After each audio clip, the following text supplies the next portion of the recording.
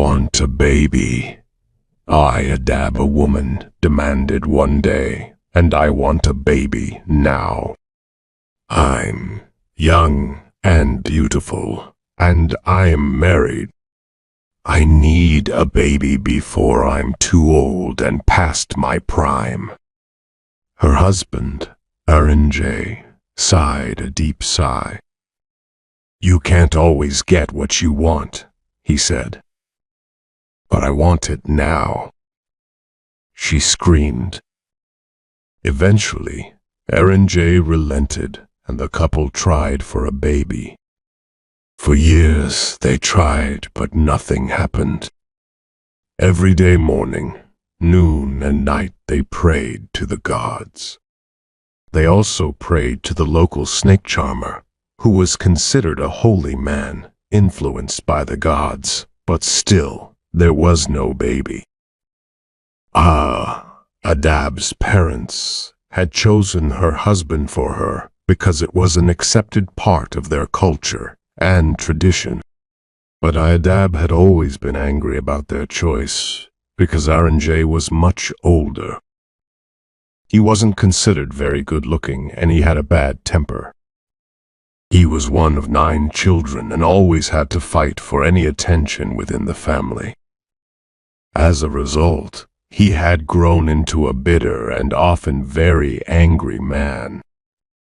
But after 13 years of marriage, both Adab and Arinjay became patient and calm, and eventually the couple grew to love each other very much. One day, quite suddenly, Adab's belly began to grow. The doctors were very surprised to announce that Adab would give birth in only a few months' time. On the day the contractions started, the village women all rushed around to help. They fetched water and blankets and made sure Adab was comfortable. But instead of tears and happiness at the birth, there was only confusion and fear. It wasn't a beautiful baby that appeared from the young woman's womb that day, but a snake. The snake was gray and green and scaly. It had a forked tongue and wild eyes. Nobody spoke because they were all so frightened. But Adab, who had learned kindness and gentleness over the years, took the snake into her arms and wrapped it in a warm blanket. I learned this lesson many years ago, she told those gathered around her. Beauty comes from within. There must be a reason for this to have happened. I will love this snake as I would any child. And so Adab named the snake Nagas and proclaimed her to be very beautiful and precious. The people of the village were impressed by Adab's attitude, and soon Nagas became very important to everybody. She was treated as sacred. The villagers all believed that she was blessed.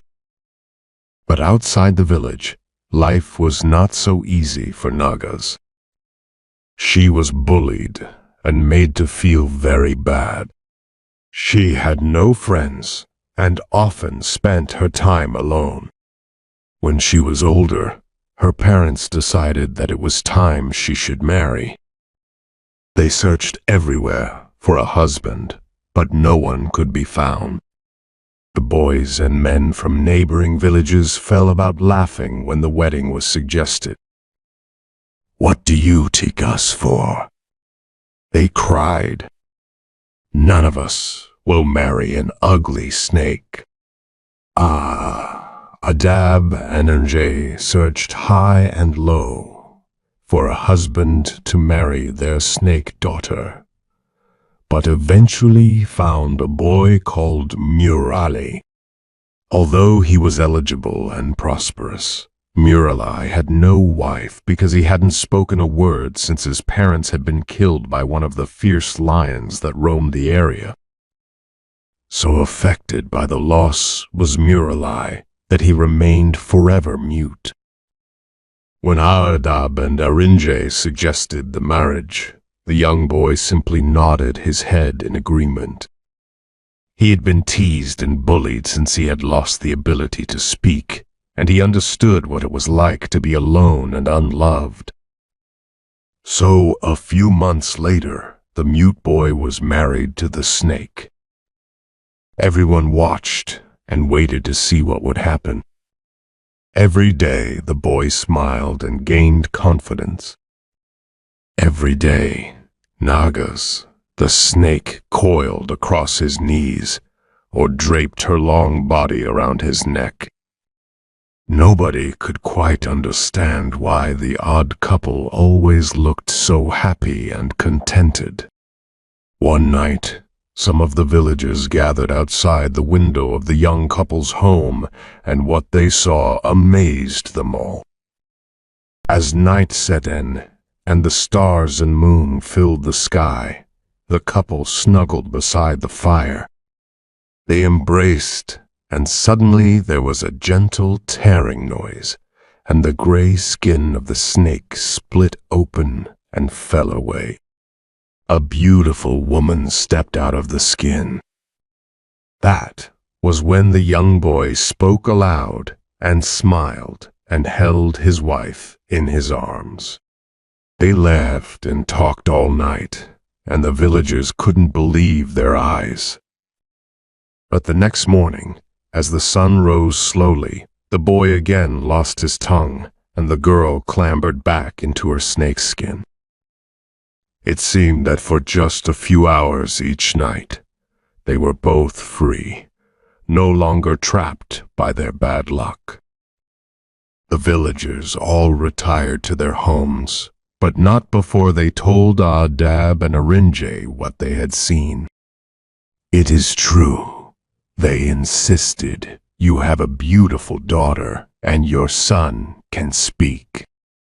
On the following night, both Aadab and Arinje crept silently to the house of their son-in-law. When they heard Muralai laughing and talking, they burst into the house to see for themselves. Nagas and Muralai were both terrified that their magical spell would be broken by the intrusion, so that they would be forever cast back into their respective roles of snake and mute boy. But Aadab grabbed the mountain of skin that had been shed on the floor and tossed it into the fire, where it hissed and crackled and burned to ash. There was silence in the little room as the young couple waited for their inevitable fate. Then from outside the house, in the still night, the snake charmer began to play his flute, which is called a punji. Nagas did not change back into a snake, and when he realized this, Muralai cleared his throat and said, "You look beautiful, my wife.